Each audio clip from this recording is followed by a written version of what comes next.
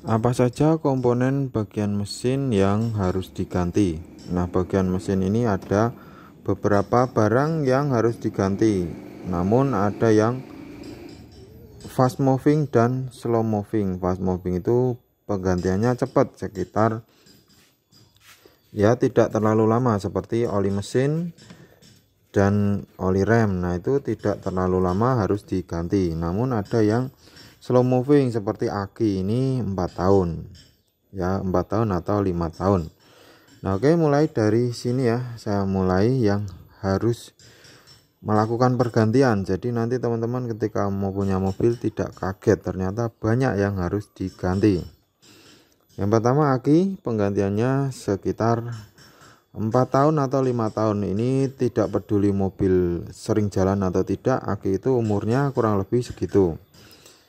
Kemudian ini minyak remnya harus diganti setiap 1 tahun sekali. Pasti sudah hitam ya, ini di sini olinya. 1 tahun atau ya paling lama 2 tahun sekali. Nah, kemudian di sini di bawah sini ada seal rem, ini juga membutuhkan penggantian, tapi jaraknya cukup lama di sini ya. Ya mungkin sekitar 5 tahun. Sama ini booster rem. Kemudian ini sapot shock juga bisa aus ya.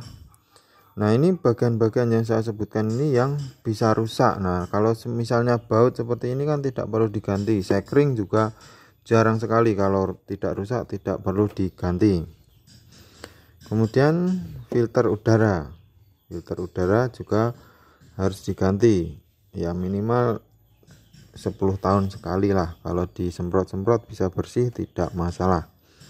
Selanjutnya adalah oli mesin setiap 5.000 kilo tergantung jenis oli yang dipakai. Nah, kalau mesin biasanya penggantiannya itu misalnya turun mesin itu tergantung dari kualitas oli dan kilometer mobil yang dipakai. Jadi tidak saya sebutkan ya lama tidaknya rusaknya. Kemudian di sini ada air radiator ya, boleh diganti 1 tahun sekali. Biasanya kalau sudah jelek ini warnanya berubah. Selanjutnya ini dinamo jalan ini. Nah, di sini ada karbon brasnya. Ini juga harus dicek ya, di servis karbon brasnya. Kemudian ini ada puli damper, ini dia sering karetnya kalah ya kalau pemakaiannya kasar. Selanjutnya ini karet bel juga memerlukan penggantian. Kalau sudah getas biasanya ketika hujan bunyi cericit. Kemudian di sini ada minyak power steering. Ya, ini di sini diganti 2 tahun sekali tidak masalah. Ini seperti oli gearbox cara kerjanya, jadi kotornya lama.